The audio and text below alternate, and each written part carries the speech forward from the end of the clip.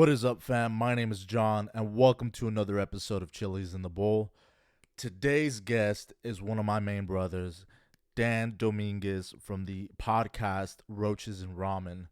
For me, this one was a really fun one to do. We got to do a lot of reminiscing about his time working for Victory Records, his time as a music promoter under the banner Grizzly Productions in the IE Pomona area, and just talking about some tour stories and what grind that was like. So without further ado, let's get into the episode.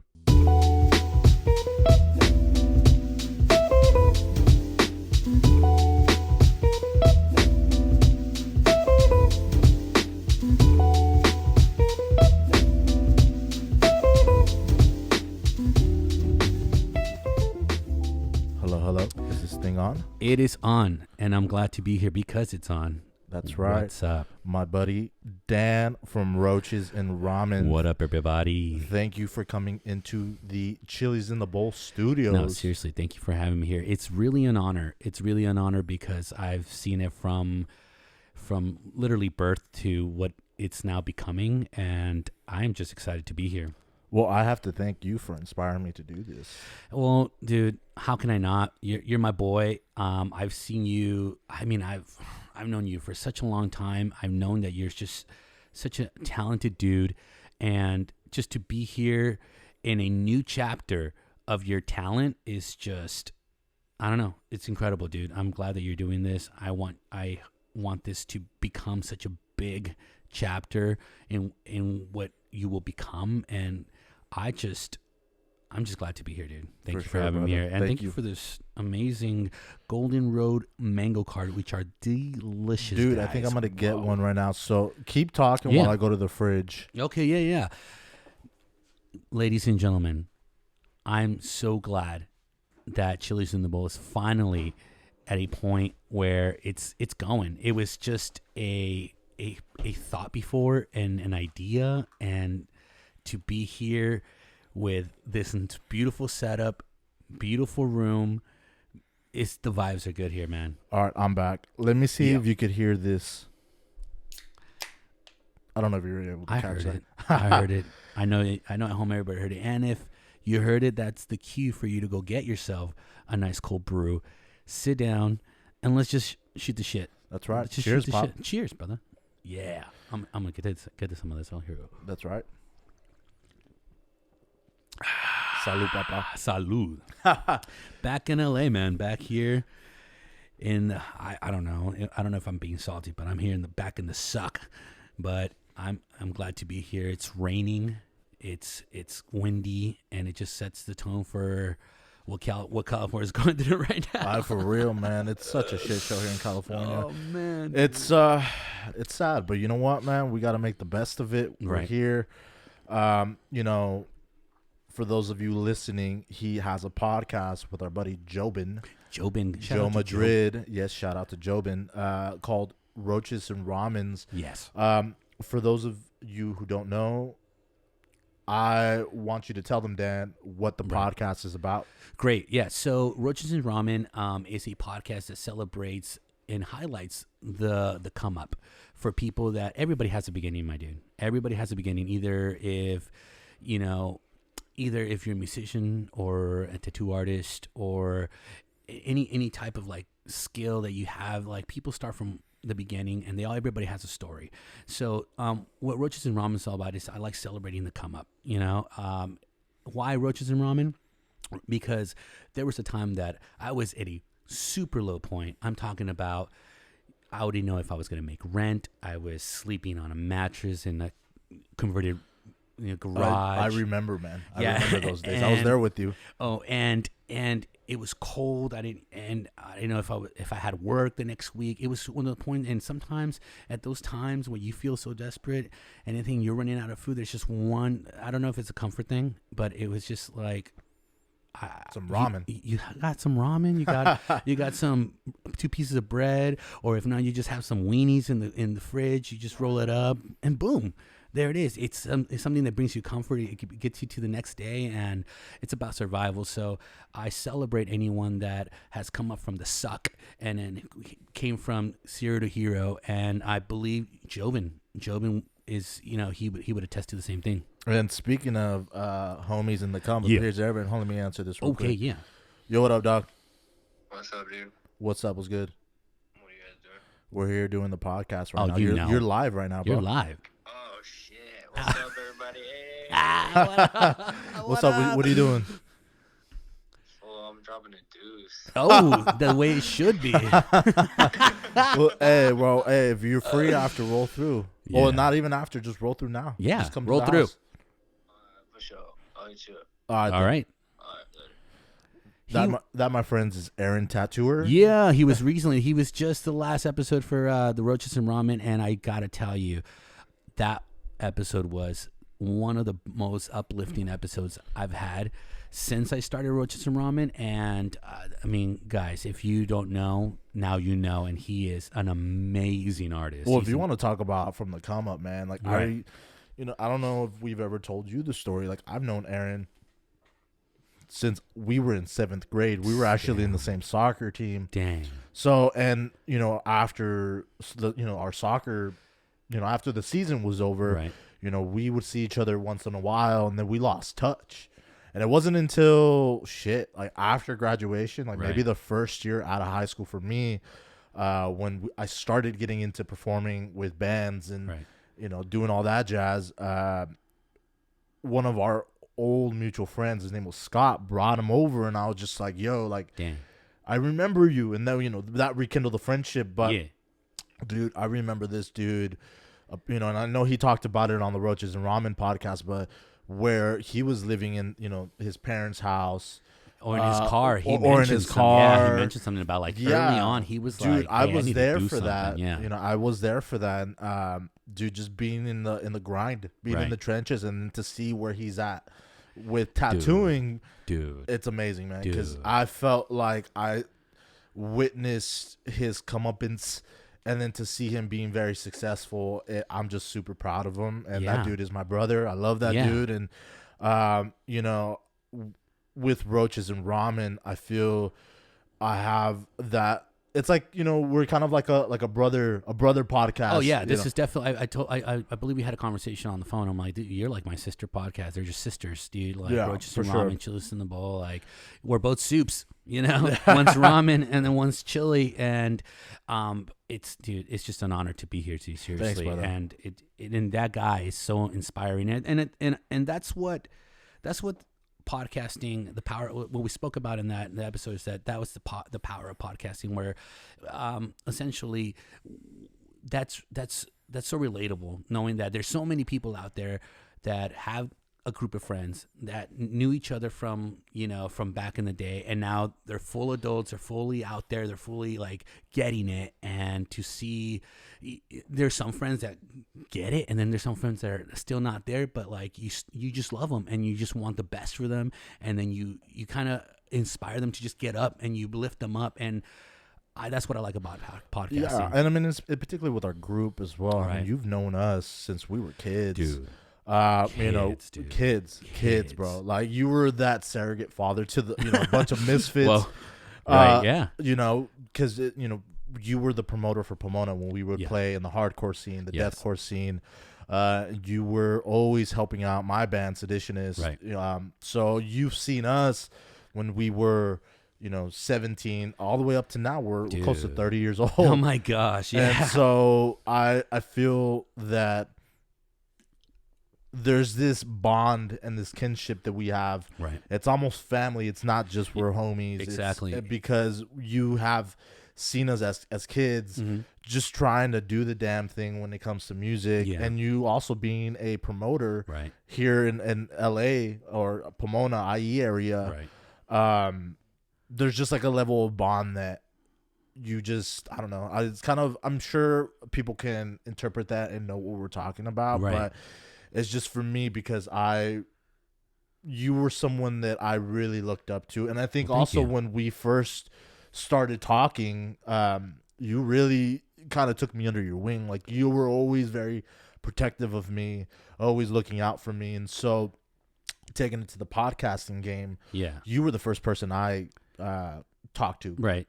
You No, well, thank you. I what it is that I had to protect the people that were real talented. I mean, mind you, you're talking about the LA basin, the LA area, or just Southern California, where you had many bands, but I always respected people that put in work.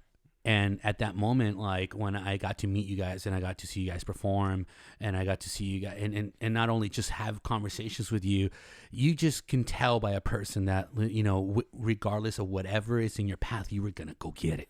Yeah, for sure. And how can you not like nurture something like that? Because at that moment, I was trying to get it. I was trying to hustle and I was trying to do it in my own way. Before promotions, I was in a band, got signed, got dropped, and I got to learn a lot of like the politics of being in a group, excuse me, and not having like the right team. And at the moment, at that time when you guys were coming up, I just saw something so much different. I saw a group of guys that, regardless, it wasn't of romanticizing of what one day we'll do it and one day we'll do this and romanticizing of the what ifs and the wishes. It was like, I'm gonna get it done, how we can get it done. And then having those one-on-one conversations outside of Latin Juniors or whatever, where I was booking you. You're one of the few that would want to have a constant conversation of how can we succeed, what do we do. And at that moment it was just like, dude, let's get it. Let's get it. You guys should get it. You guys are so talented. So, I'm glad to have grown up with you guys. And yes, I told Aaron when it was his podcast that we're not just friends. We're past that. We're family now. We're a community of talented people, which I want to surround myself with highly talented people that want to get it. And come on, look at this setup. Look at this. Thanks, is great, man.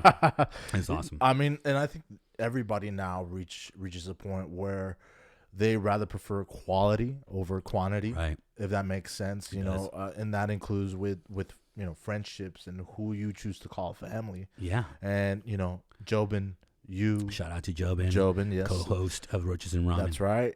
Aaron, Tony, like that's family to me, right. And even. Focus, those guys, right. Shout out to Focus. Shout out to Focus. Like those guys, we constantly grind and trying to build that bond, right. But I think that's what's most important now is the connection rather than having multiple people that you supposedly call family. And then it just.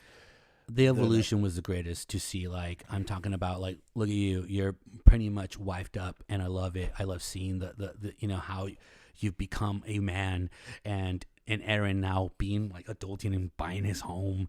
And you knew me before I even had wife and kids. It's crazy, man. I still remember you in the back house. It wasn't even a back house. It was just a back room. Yeah. It was a bed on the floor. Fucking but you know what I did respect was, although there wasn't a lot back in the day, right. For you still had brochures of talent agencies, right.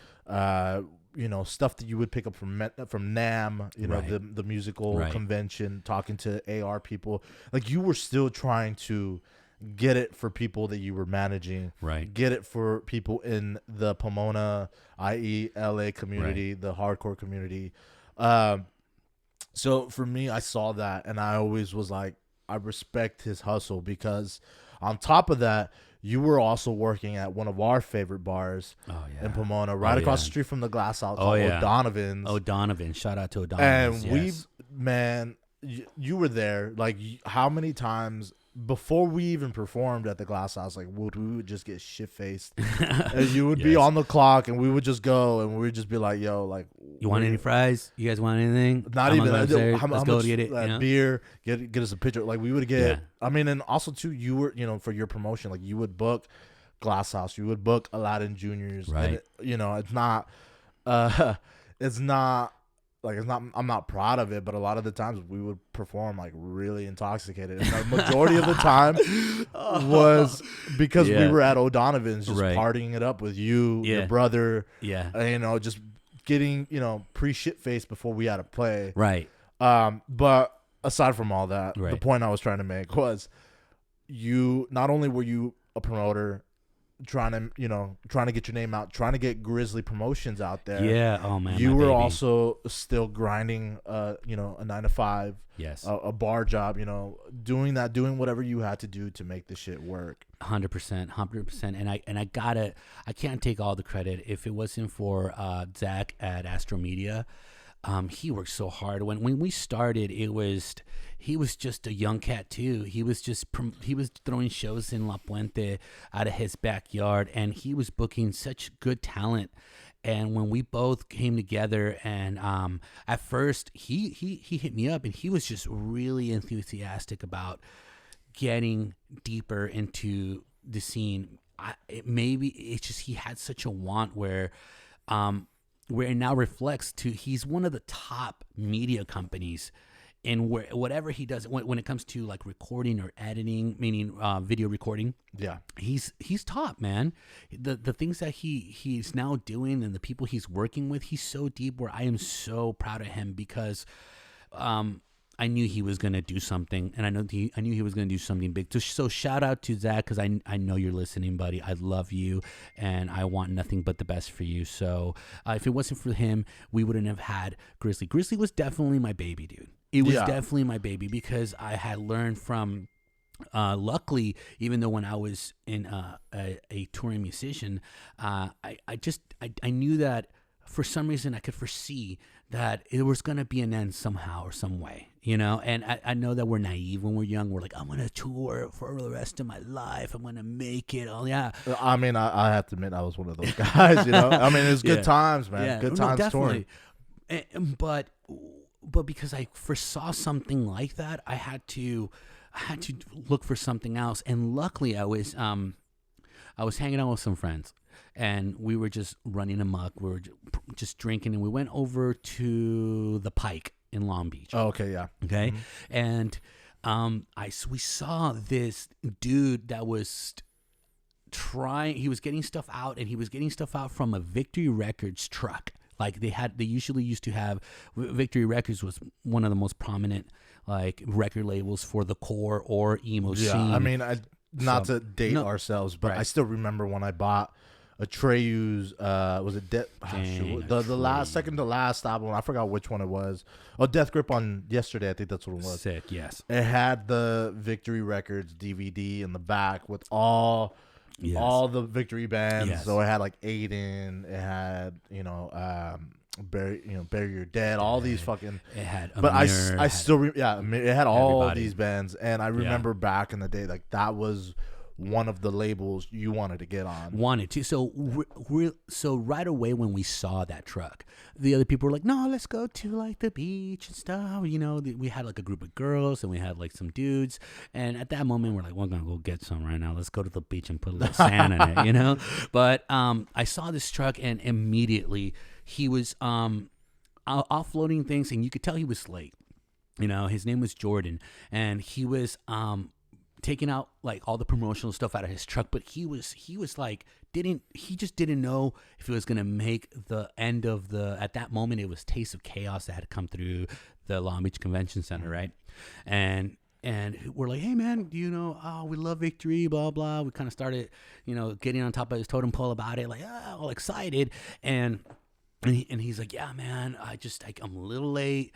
The show's about to end. And this is when Victory Records was just really smart of Tony Brummel. Shout out to him. I know he's hated in many ways for whatever politics of the scene. But all I know is that this guy needed help.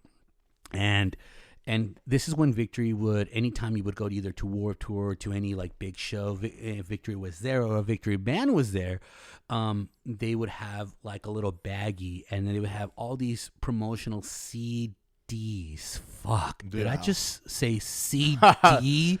You just dated both of us, dude. And okay, to put it into context, what year was this? It had to have been 04. Okay, so that for me was middle school going into high school. Wow, yeah, I was like, which was like peak for me, right? Like peak, right? Peak screamo, peak, man. all that shit. Oh man, 04, dude, 04 junior high. What were you listening to? Let's see. In 04, yeah. I had I in my rotation of CDs, I had Coheed and Keyword Cambria CDs. CDs. So I would have my backpack, Right. and I would always carry my CD case with me, dude. Yeah, so I would always have Coheed and Cambria. Yeah. Was it In Keeping Secrets of Silent Earth 3? Bomb. Or 2, whatever. Right. That was the one.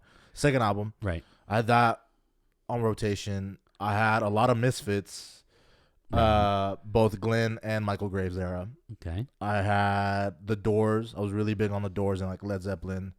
Staples of music. Yes. Staples. There was this band.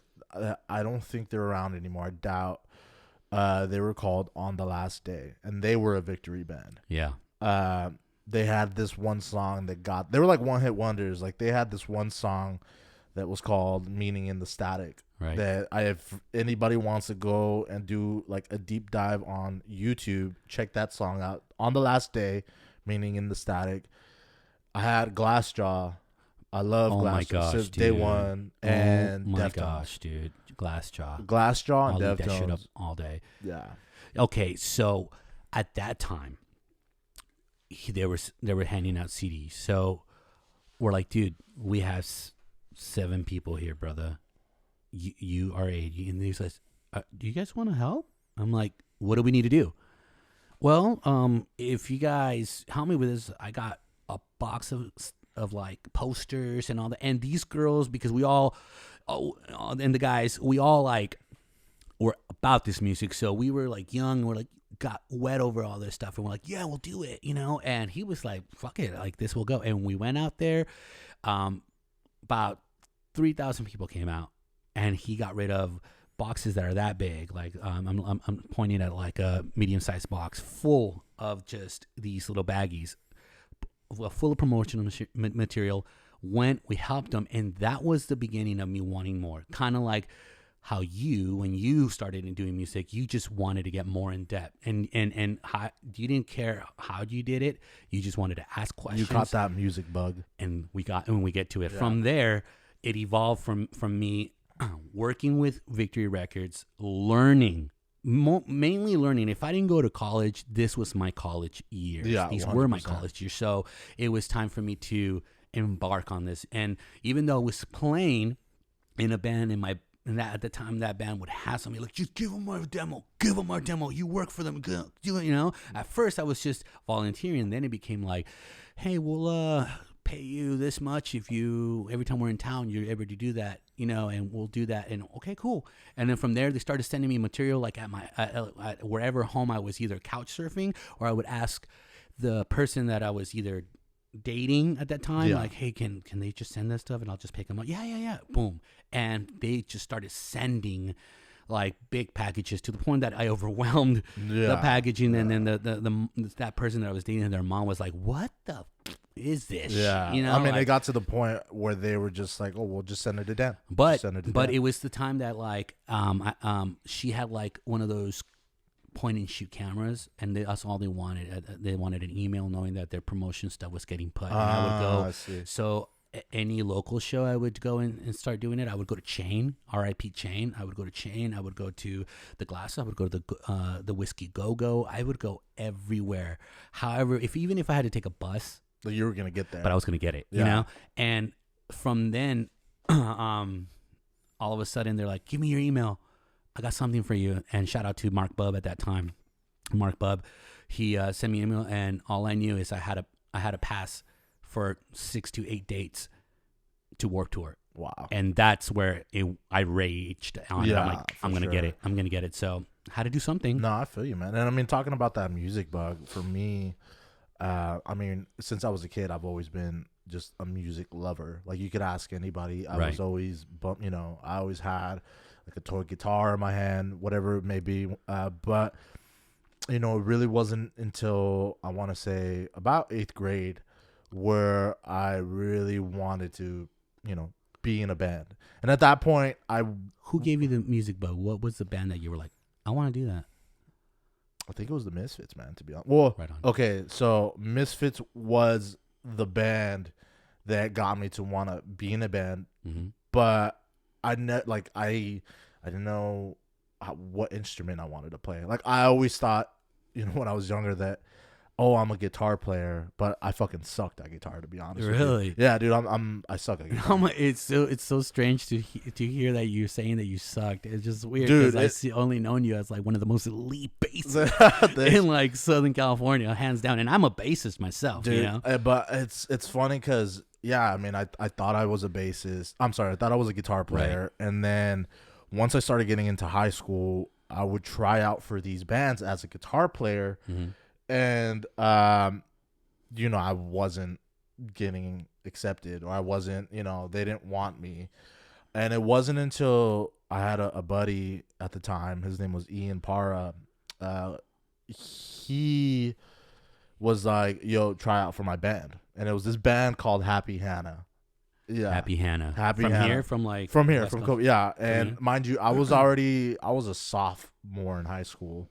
And he was just like, yo, we need a bass player, and so typical me, like naive, I'm like, okay, well, it's just like guitar, just with 4 strings. Yeah.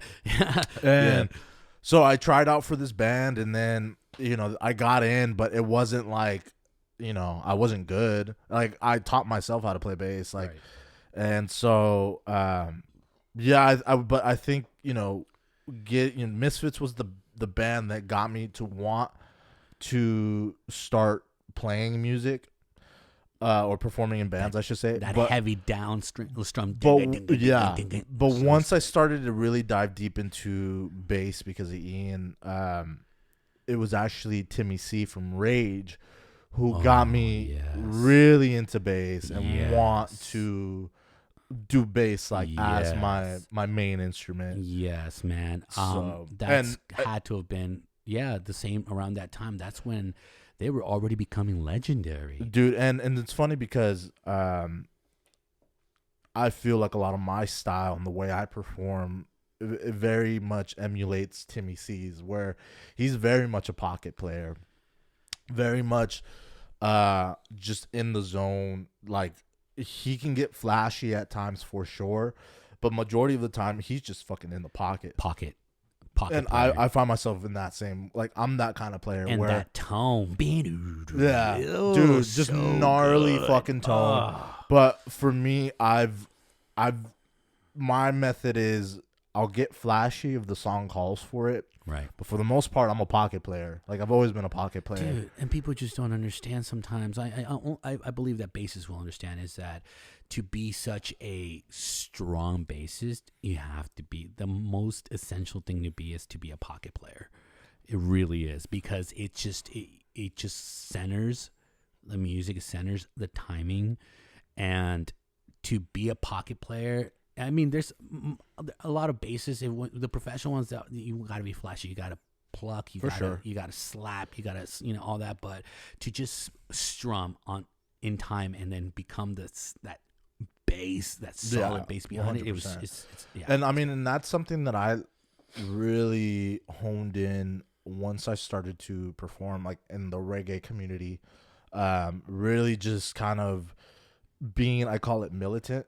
Where you don't deviate, I mean, unless it calls for it. Right. But, I feel like there's 2 methods to how I play. Like, if I play hardcore or deathcore, right, I'm fucking all over the place. And but with, I just get as aggressive as I possibly can. Got to really make it cut through the music. I believe that in metal, as a bassist, that's when skill and technique take over more than pocket, because people don't understand how fast your left hand's going, or right hand. For sure. Like, I mean, if your hand's on a fret, you're gonna get sore. And I mean, that's how it was when I was playing with Stis. So This Is Suffering.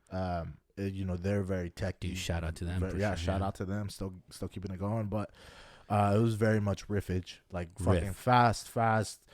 To the point where, dude, at certain times, like my right hand would cramp because I'm going just hella fast. I believe it. And then I believe it. Switching it to Seditionist was a little more, I would say, groovy. Right. Would probably be the term I'd use. Like, it was heavy. Right. But we were it was more like the bass was a little more groovy, like with songs like Dweller or Beautiful. Yeah, where it's very, amazing tracks, by the way. Thank you, man. Where it's very much just like bouncy, right? But if I kept my whole take on that, and I mean, I wanted to have the most ballsy and heavy tone that I could possibly have, and then keep it bouncy, and keep it in the pocket, right? But when I transitioned into reggae, I really had to strip it down. Where did it feel like back to basics when reggae? Yeah. I mean, but don't get me wrong, like reggae, I feel is so intricate with bass. Right. I talk still about pocket playing. Yeah, Dang. I mean, and I find myself constantly learning through Big G, through the guys in Focus. Shout out to Big G. Yeah, man. He's literally the reggae godfather. Man, yeah, I mean, sure. it's of at least for Southern California. The dude. That's my papa right there, dude. yeah. No, but it was really much. I remember the problems that I was having or running into when I first started playing that genre is I was trying to get too flashy, and I think that came from the metal side of me where I'm just constantly riffing, and it wasn't really until I started to link with Big G where I started to really hone that dynamic of playing where, like I said, I call it militant, where it's just like, this is what the riff is, and do the best that you can to play in the pocket, but don't deviate. I mean, people think that that's just so easy and simple, but it's really not. No, when not you're at trying all. to be, like you say, militant. When you're trying to be like that militant player, it's really important for you. You're everything when it comes. I feel that when it comes, like for metal, drummers and vocalists are the focal point of that sound. Because you're doing like blast beats and fucking breakdowns. And that's huge. I believe that in reggae, it's all about your bass player. It's the bass player you have. Oh, dude, and sure. Some of the bands that I've seen that I've had the pleasure of performing with, I'm just at constant awe. Name it. There's a band out there. Oh, you remember Eureka Sounds? Eureka Sounds, dude. That when we performed with them. Oh yeah. And was it Huntington Beach? Yes, it was. Was it Westminster? It was in the beach area. Yeah, over there. Yeah. Listening to their set was just like, holy shit. That were in another level. Yeah, 100%. For sure, 100%. And that drummer was just, oh my gosh. Dude, shout out to Blake if he's listening. Yeah.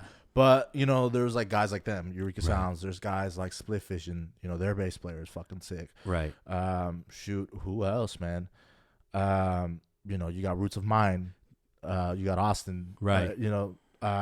Aaron Austin. You got a bunch of people out there, and I feel like I'm constantly looking at those compared guys. to like Dillinger and Escape Plan, like that, or it's just like, a different ballpark. Yeah, or Between the Buried and Me, where it's just like, what? And you just did that? Like, I feel like for each genre, there's different things that I really appreciate.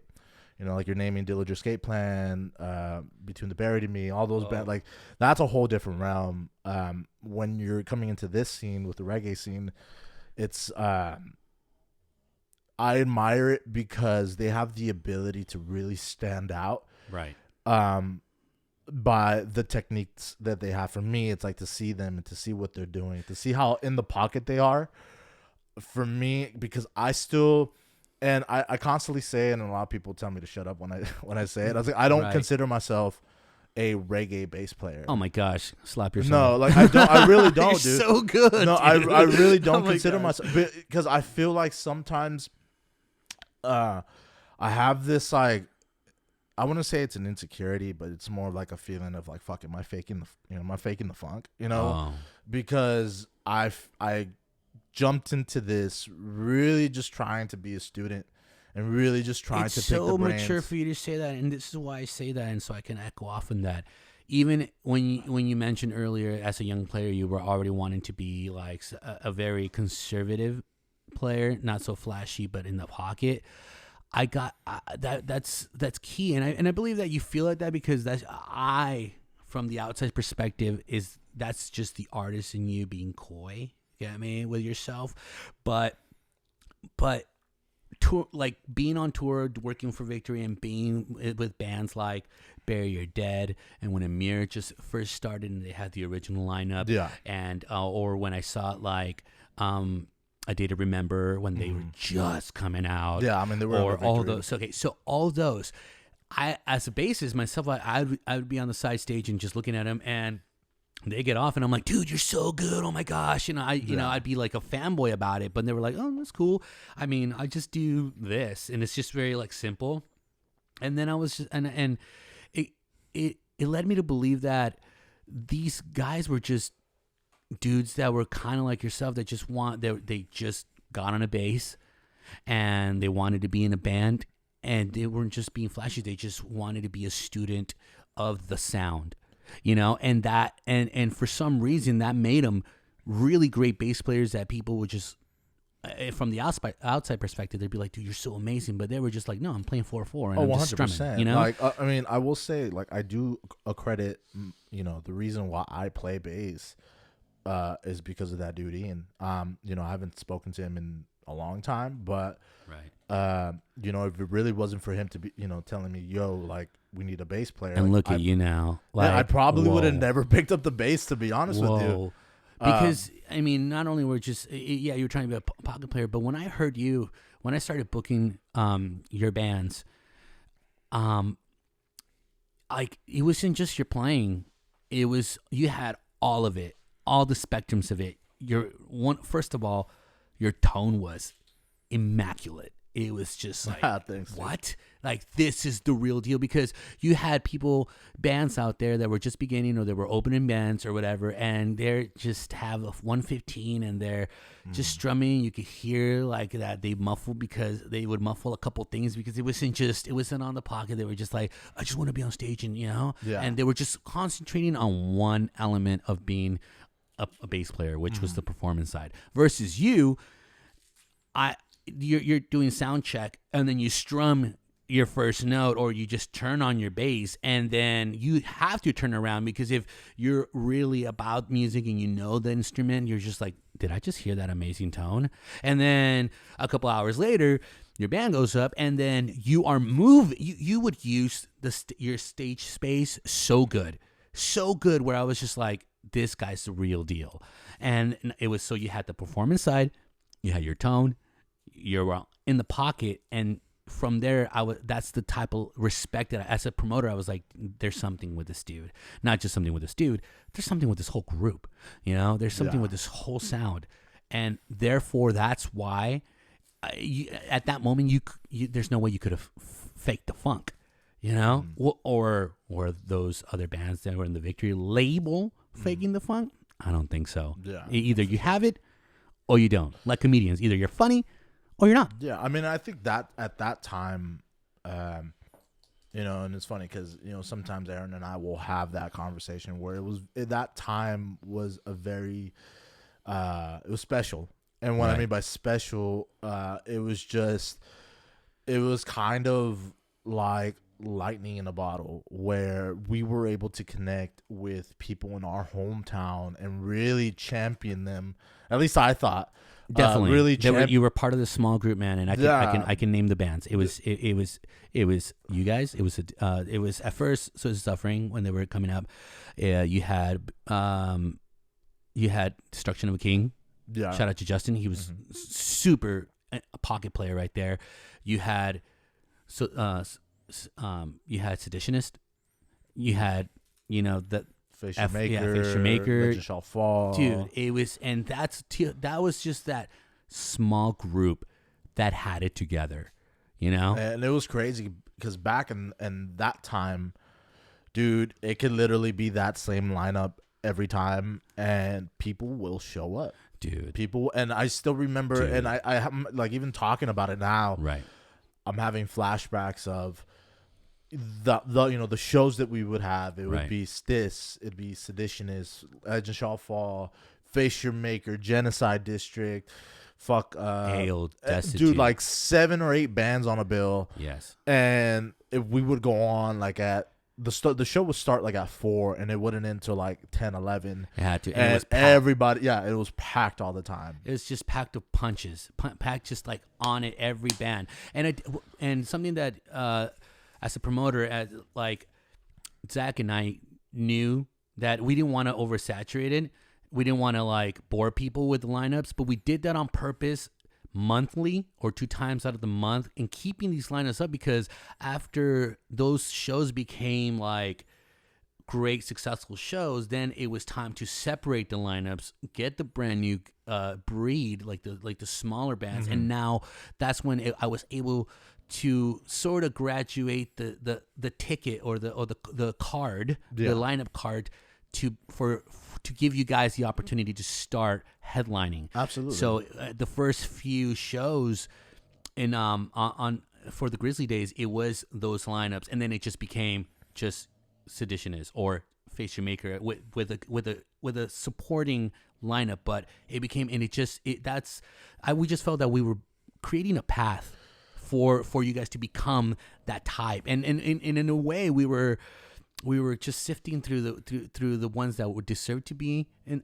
the stage, and we did that on purpose. And we started the narrative of like, well, this is the band that we have, which is Seditions are going to be. Would you like to be in this lineup? And right away, the smaller bands would be like, yes, oh my gosh, yes, oh my god, you know. Yeah. And we would put you guys on a headline spot for that same reason, because we wanted to feature that set and that sound at all times, you know, with which, if it was either Legend Shall Fall, and you would see from there who would draw and who wouldn't. Mm-hmm. You know? Yeah. And I remember those. And honestly, because of that and because of you guys, thank you guys for always supporting Grizzly Productions, by the way. Thank you. Of course.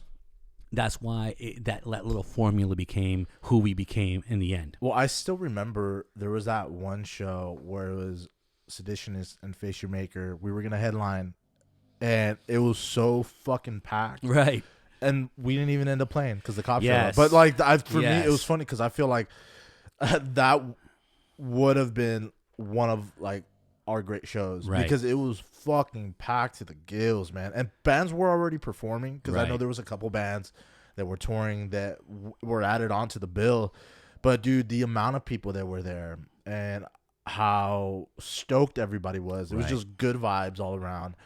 And then at the end, we didn't get to play. And I remember you had Aaron and D-Lo Right.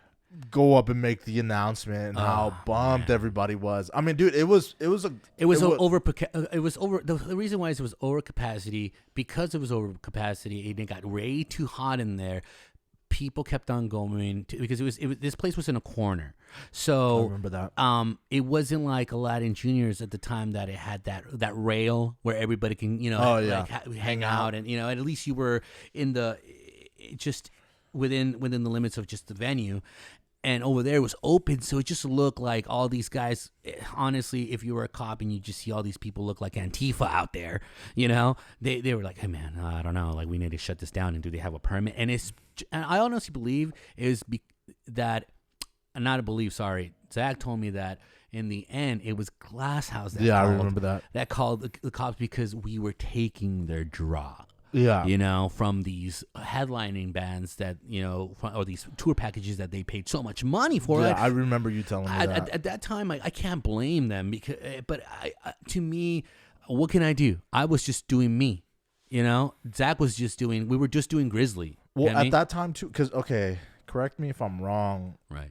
But I want to say that you had told me at that time you were no longer allowed to book at Glass House, or there was something going on between you and the Glass House. Actually, I was, and I think that's why they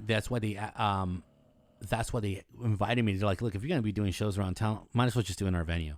Yeah, you know? because I remember you were telling me something like that. Because where... we outgrew Aladdin Juniors by far, but mind you, at least they were. You can still hold that type of capacity because they had the restaurant side where people can hang out. Yeah, well, I mean, and it's funny because you literally booked that show behind Aladdin Juniors. It wasn't like you went to a different street, No. It was right behind Aladdin Juniors. Yeah. What had happened is, and I said this in Aaron's episode,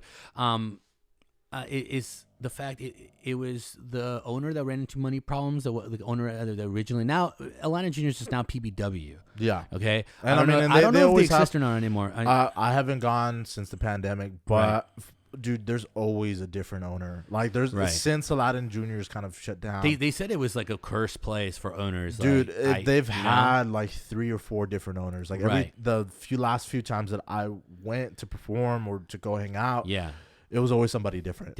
Yeah. And it's honestly, unfortunately, it looks dead. Like even though it was up and running, you know, it just looked dead. But I gotta give respects to those brick walls at Atlanta Juniors. They took a beating. Became the staple of our scene.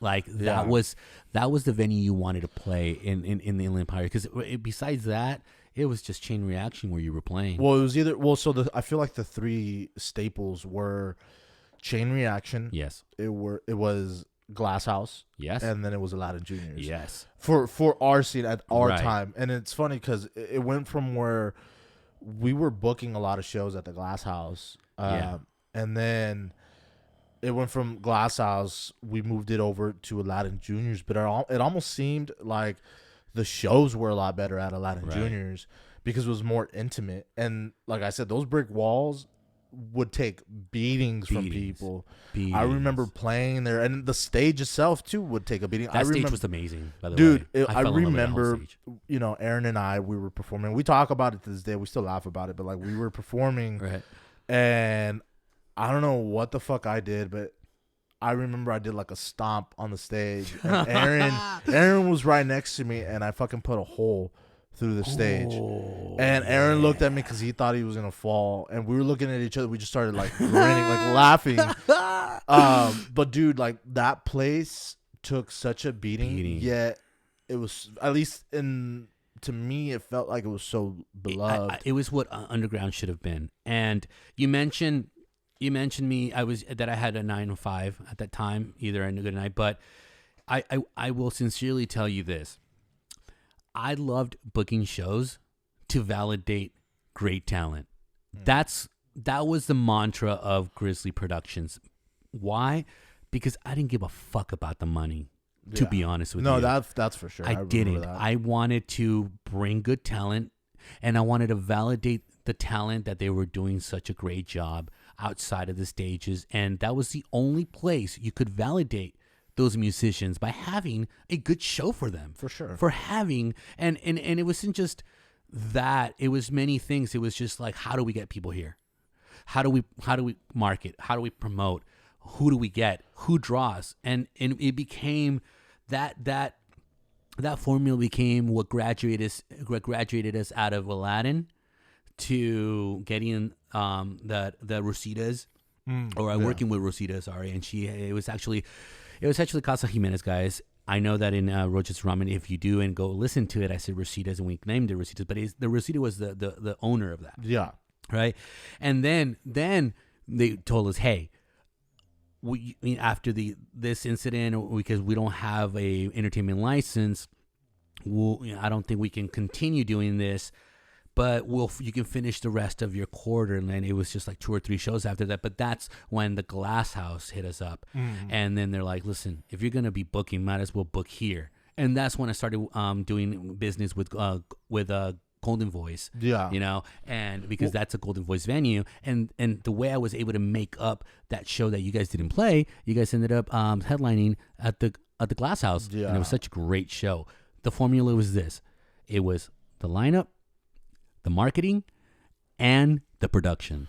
Like, shout out to David Woods. I remember that. For always bringing his lights, his sound, and he would just make every show that you guys would play, or any band that would headline my shows.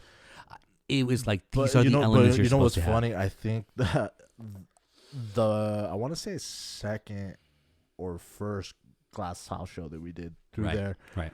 As a headline quote was like our last, because I remember, I don't even know how the fuck we even announced it, but I just remember getting stopped by a lot of people, like, yo, is this your last show? And we're just like, how did it leak? How did that leak? I remember you guys were playing around with the idea, But I didn't. I was like, I just I was remember- very naive. I'm like, it's not gonna happen. These guys are too good. I was Yeah, just like, and then no, it was they're not just. gonna I retire. just remember like all of a sudden, everyone was just like, "Please tell me this is your last show, please." And then I'm just kind of like, I don't know, like.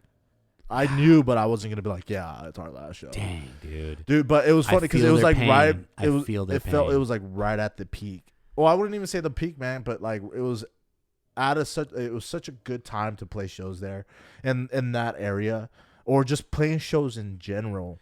And I do feel that in that particular area, Right. the IE, you were kind of like that grandmaster, like the one pulling the strings, Right. setting up those shows. Right. And that's something that I never forgot.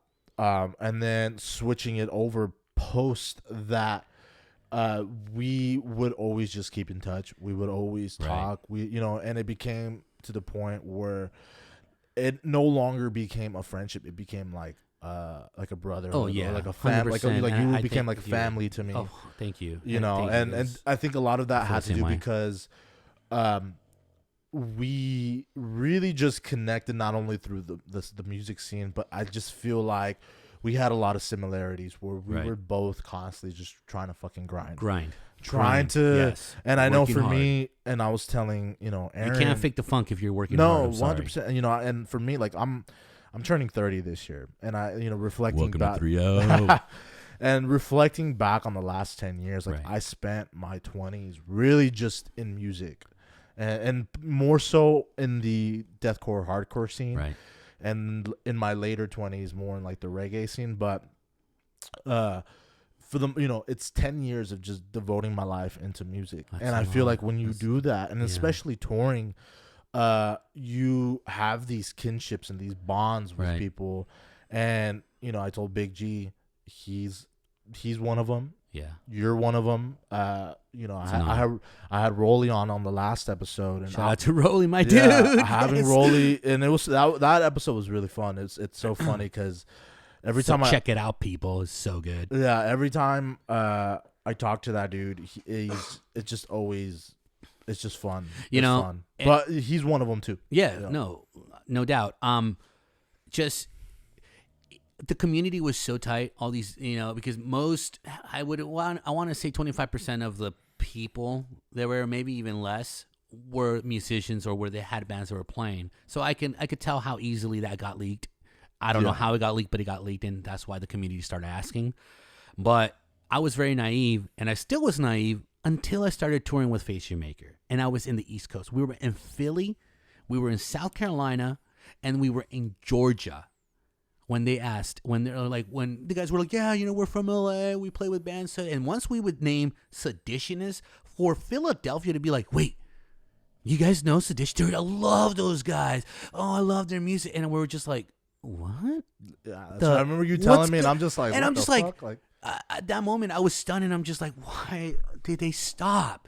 Like, these people can't wait. And these were who was?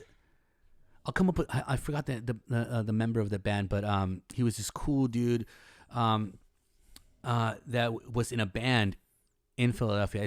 I'm taking a break for it, but he was the one that's like, dude, if you tell them we want to tour with those guys, and to see their face when Dilo was like, I don't think they're touring anymore, and they were just like, oh, and at that moment, I remember I came back. I don't know if I texted. I was just like, dude, you guys gotta write another album, seriously. And I think that just came. And these are people that knew the first record, and then they also definitely knew the Retract Relapse, and they're like, do you guys gotta tell them we got them, they come over here, we got them. And I believe that happened because you guys went out from here to the East Coast, or at least to the southern part of the country in the East, and you guys got there. And it just goes to show that all that work from just being some dude that just wanted to play, or we wanted to be a guitarist, but became like a bassist, and then the whole group was just like flourishing.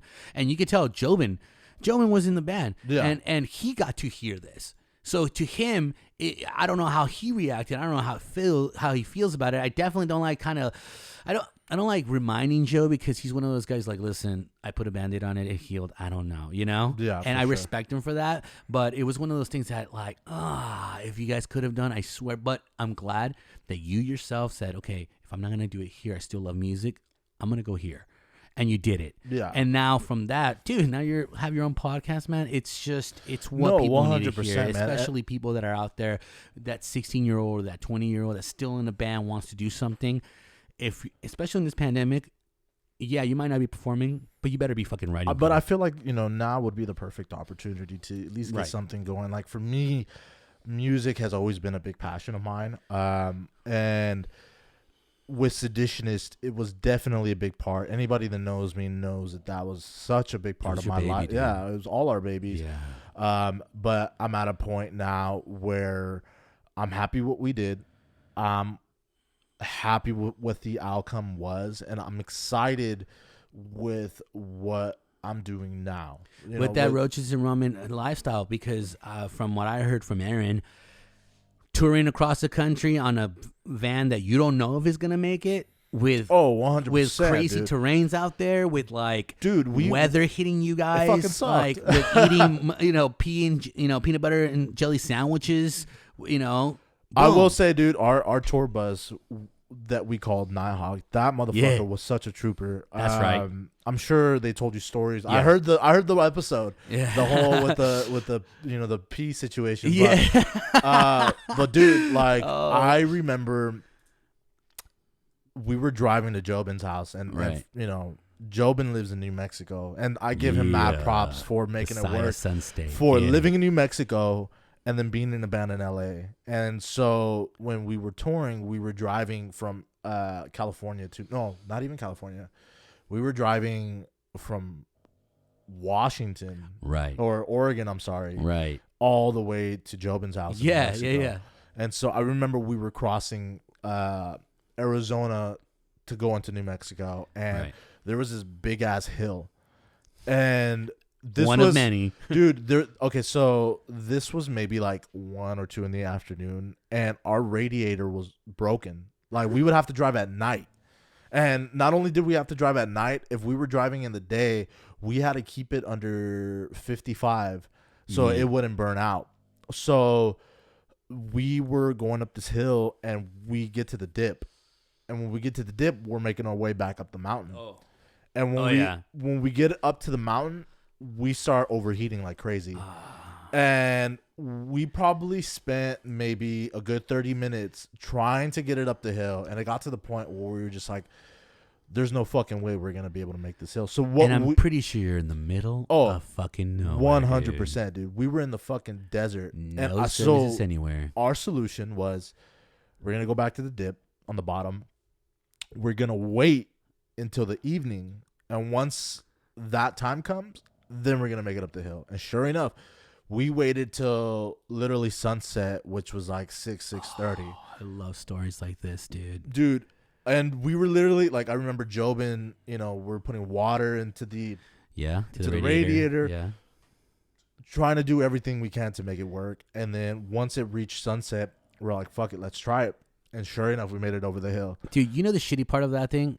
What I've been realizing right now that I'm like doing some trekking around the country now, there's no goddamn service. This nationwide shit they talk about, sucks, dude. There's no service out there, man. or services, dude. And at the time, I had T-Mobile, and unfortunately, like I love T-Mobile because they're cheap, but their service fucking sucks. You get bro. what you pay for, guys. Exactly. Do you guys hear that? Inspiring musicians that are like, I just can't wait to tour.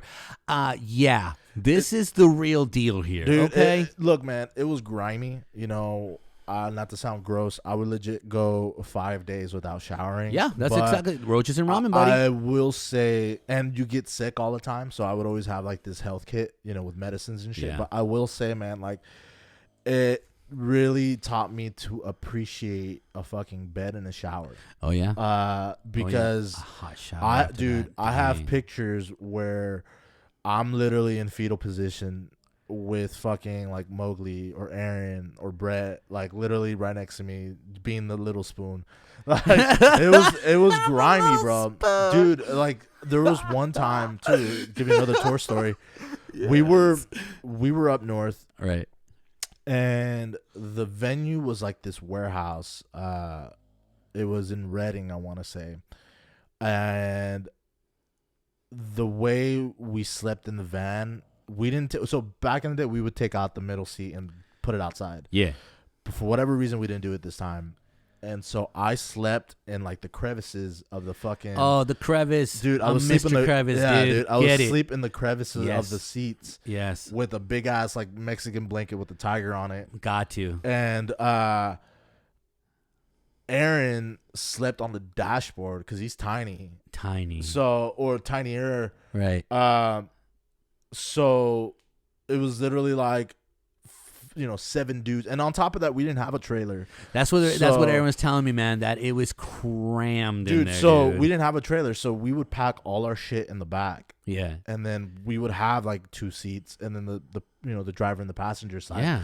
So we would all just be crammed in there, sleeping in any crevice that we can get into, and then that was the way we slept. And just to point out, you might have had the tiger, but if you have the Aztec guy, you're a lot warmer. Yeah. Okay. No, I had the tiger, unfortunately. So no, but dude, it was grimy. Right. It was at times a struggle. Yeah. But I mean, you guys are pissing in cups, dude. Yeah. Just because you want the van to continue, you don't even want to stop. Just the in case is what haunts you. But you know what, man? You're driving, It was the experience of touring, and I did multiple tours. It was some of the best experiences of my life. But man. you didn't miss out. That's one key thing that I got to point out. You didn't miss out. We didn't miss out. I know that people can measure success in many ways, but to me, that's successful. If you toured, you checked off a dream you wanted. And not only that, man, getting to see different places, different states, seeing different cultures, food. That changes you, by the way. Yeah, as a person. and so not to sound corny, but there's this group, you know them very well, Ghost Inside. Love them. They have an album called Returners. Yes. So at that time, that was heavy on my playlist. And I was really into Jonathan Vigil's lyrics and the album. Deep, yeah. You know what I mean? And knowing what the album was about. And so I remember looking into the meaning of that album. And it was very similar to how I felt once I started to experience touring. And once the power of music, gentlemen. Once I, ladies and gentlemen, would come home, Returners is really much. It's pretty much an album about you constantly leaving home and exploring different cities. Going out and doing it, and then coming back. And then when you come back, it's not the same as it was, and almost feeling a sense of home when you're on the road. Right. And that's how I started to feel because. Well, in reality, those 4 wheels and that van is your home. Oh, 100%. And speaking of albums that speak like that, I remember A Day to Remember coming out with For Those Who Have Heart. Mm-hmm. That album is all about touring and all about describing that I'm not home, but I'm home being in here with my brothers. Yeah, 100%, dude. That's how I felt, and I remember I would come home and it almost felt like friendships that you've had, relationships that you've had, whatever it may be, were starting to be a little different. Like not to sound fucked up, but it almost became like you can't compete. Like whatever relationships you have, like they can't compete when you're out there in the trenches with these people. Having the same passion as you have, 100%. And it almost at first it was a little bit of a struggle, man, because at the time, I was definitely the type of person where, the friends that I had at the time were like, those guys were those are my boys, boys, and they weren't in the music scene. They were doing different things. You know, Right. everybody has their own thing, you know, preferences of what they like to do. Right. You know, so when I would leave and I would go out, that's an experience in itself. And you're out for, you know, a month, 2 months, whatever it may be. Yes. And you come home and it's drastically different. And that was something at first that Agreed. I had to really take the time to adjust and like realize like, yo, dude, life's moving on. It's just when you leave, well, you know? because you leave the bubble that everybody just spins around themselves in. Like if you're here in LA, this is the only bubble you know. Then you only, even if you leave like 100 miles out of the city, totally different world. Yeah. Totally different world. And if you go 1,000 miles east, way different world. Different people, different dialogues. It's just goes and you get to see how beautiful this country really is. So this whole narrative that we just hear out, you know, either in the bubble or at this time the media, is really not what that is. Yeah. You have to experience, and especially when you go abroad or you go to another country. From the stories that I hear, and I haven't been outside the country, but from the stories that I've heard, and you know, just talking and shooting the shit with someone, or sharing a cigarette with someone, good 5 minutes, you get to understand. If you lived it, you get to understand their point of view of what this country's all about. Yeah. You know, it sure. really is. Yeah, man. And that's how I felt, man. I felt more at home when I was touring than when I was actually at my own house. That's why I consider ourselves lucky.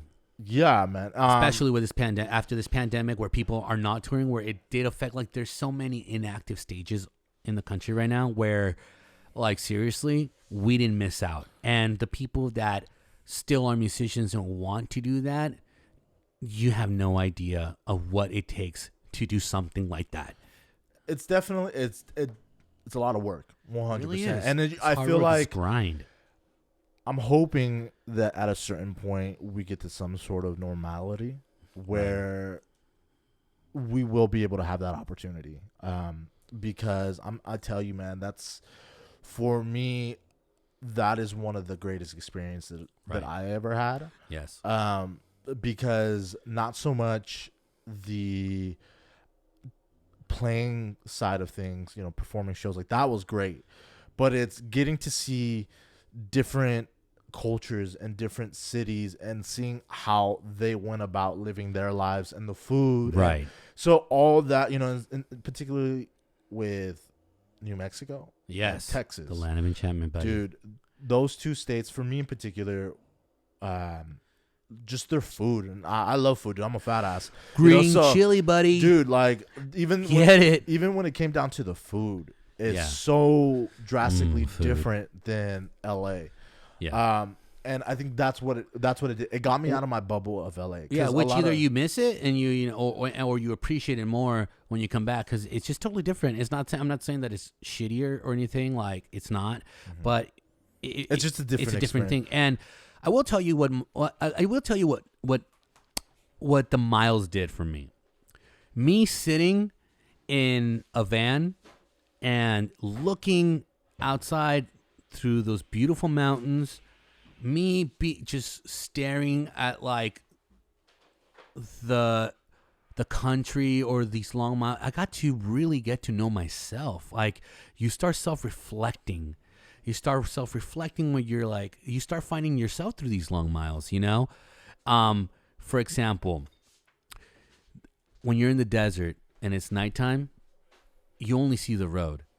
And just to stay like awake, you want to be able to just, you know, you start either thinking about the next project, you start thinking about yourself, your life, where you're at. I remember that I would romanticize like myself having a cigarette either like in a mountain in a cold when it's snowing, or in the East Coast, like on the coast, like either in Rhode Island and we're being in Florida, like being hot and just muggy, but you're like glad to be there and it doesn't bother you whatsoever, you know? So one of those, that's what I got from touring. From touring is I got to really get to know myself and what I really wanted, because at that moment, that was my home. There was a lot of times where I was touring and I knew that I didn't have a home to go to. that's where I base the Roaches and Ramen, because you're out there like a nomad, and you're doing what you love doing. So you kind of escape your reality from the bubble. So that's what touring did for me. And if anyone out there that's a musician and wants to do that, I want you guys to take that into account, because you kind of grow. You grow as a person with these long miles, and then you get to know the person right next to you even deeper of who they are. So that's why these miles and being with your brothers there, this is why it makes you so close together, where when you share that last peanut butter and jelly, you break it into 4 or 5 just to kind of get by, because you got to get to the next venue. You got to play, and you got to make sure you get that guarantee, just so you guys can get the dollar menu. The dollar menu becomes like that great thing to get. I still remember, the money that we would get for like the guarantees at the shows. Like, it wasn't a lot, but it was, or it was just a door deal, and then 60 people just showed up. But it was and enough like, for us to get our food, pay gas, and go to the next state. And kind of changing the subject here with Roaches and Ramens. Yeah. I do feel that, listening to Aaron's episode, I feel like that was a pretty significant episode. It really was. For the Roaches and Ramens podcast, because you really got in depth with a guest. I mean, right. It's always, because I know the format is typically, just you and Jobin. Yeah. Just you guys talking and, just shooting the shit, talking about the, the grind. The grind, yeah. But once you had Aaron on that podcast, I feel like there was like a paradigm shift where it really was, dude. It really was. Even at me as a podcaster, it really cemented the fact that this is where my passion lies about podcasting. And I felt that too, man. Listening to the episode, it really was inspiring for me, because, when I had the idea with the podcast, I originally was like, you know what, I'll do like 20, 30 minutes. And that'll be it. Which is solid. Which is cool. Yeah, which is cool. But it wasn't until I heard your podcast, and I heard really, with Aaron, him allowing himself to open up and get in depth with the things that he went to, and you guys just kind of piggybacking off of that. Yeah. It really motivated me to want to get to that level, to get to the level of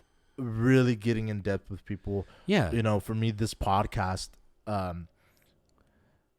is exactly what you guys did, wanting to highlight this, people that I have on and knowing what their grind is. And so I feel with Roaches and Ramens, once you did that, there was like this whole different dynamic to the show. Thank you. But what I want to ask is, sure, as far as feedback from people that have heard that episode, right, what are some of the feedbacks that you're hearing? Because, for the people that listen, it's typically you and Jobin. Right.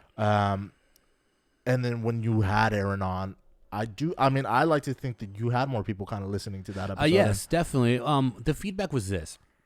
It reflected exactly what the show is meant to be. For example, Chili's in the Bowl, it's about highlighting the winning.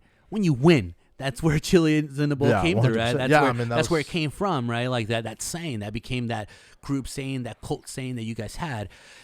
For Roaches and Ramen, it highlighted what the come up's all about. So usually from, like, for example, a couple coworkers that do listen to the podcast, they're like, man, that podcast, it got me grinding, man. Like now I want to be more than a mover. I want to be this, or they start seeing the in-depth. They get to know me a little deeper of me knowing these other people, because they know that, hey, I come from somewhere that I wasn't, I don't want to say privileged, but at least I was privileged to be in a situation for me to become who I am now. So the feedback that I got is that I'm not alone. If I'm in a certain position, I'm going to get out of that position no matter what. And that's so key, dude. So key. So key. And that's the passion that I have for my podcast, is that I want people that are working out there, they're on their 13th hour of work, or because they have to have that overtime, or they have to drive to the next state. They're truckers and they're just listening to this because they don't want to fall asleep on the road. It just gets them excited about who they are, especially in this pandemic, especially right now where it's become a reset, you know? And that's how I see it too, man. Which is why I wanted to start the podcast. You know, like you said it yourself. I'm so glad, John, that you're doing this, man. It just because the people that are so far that have been in your podcast, they have their story and they have their own experiences that are relatable to the person that's listening to. And that's now. ultimately why I wanted to highlight them, because I feel like these are people in my life that are doing incredible things, right? But they're no different to somebody that is working a 9 to 5 or working that 13th hour in their shift, or don't know if they're gonna make rent, or they don't know if they're and their especially cell phone. right now, they're on their third extension, so they're without a phone. They don't know if work's gonna call them. All that stuff. It's temporary, guys. Yeah, it's a 100%. temporary thing. So if you're in that spot and you want to get out of the spot, then don't have any more excuses. Don't like how do you say that word? Just don't slack off, kind of. Don't say things, do them. You know, and don't also procrastinate. Yeah, there you go. And I mean, and also too, man. Since this is so new, it's only. I mean, the way I see it, it's only gonna grow. It is. It's only gonna grow. But that phrase, "Chili's in the bowl," that is something that me and the boys. It's the winning. It's the winning. It was phrase, always man. when there was always something like a success Yes. or something that we felt was a situation that was, good all around. We would be like, "Yo, Chili's in the bowl. Chili's in the bowl," and that's why I decided to name the podcast "Chili's in the Bowl." And you know what? We're not. I wish I could be doing it weekly. You know, I listen to a lot of like big podcasts out there, and they're putting content out weekly, but that's not my case. I'm still a father. Mm-hmm. I still have life. I still have goals. Do I want to do content weekly? Yes, but that I can at this moment is a little hard to, but I will. Yeah, I'll find the time. I think the key is consistency, man. Yeah, and it's not about like me wanting to be big. I just want to reach out to that youngin' or to someone that, honestly, it's either if you're coming up, if you're going through it, or if you've gone through it and want to reflect back on why you're now on top. That's what Roaches and Ramen's all about. It's about remembering where you come from. And I feel like in that moment, there's no other way to cap off this podcast, brother. Thank you. You know what Thank I mean? you I think so you much. said it perfectly. Seriously, it's really an honor to be here. You're my boy, bro.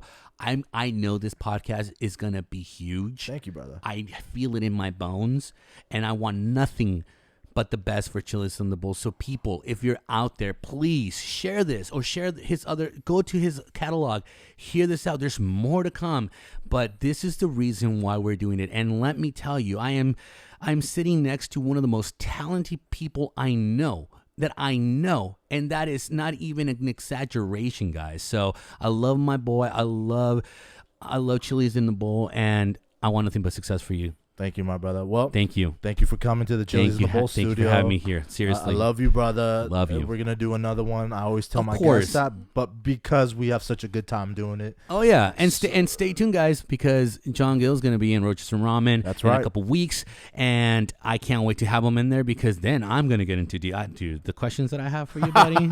I'm ready for the questions, man. All right. All right, brother. Thank you so much. Thank you so much, everybody. Peace.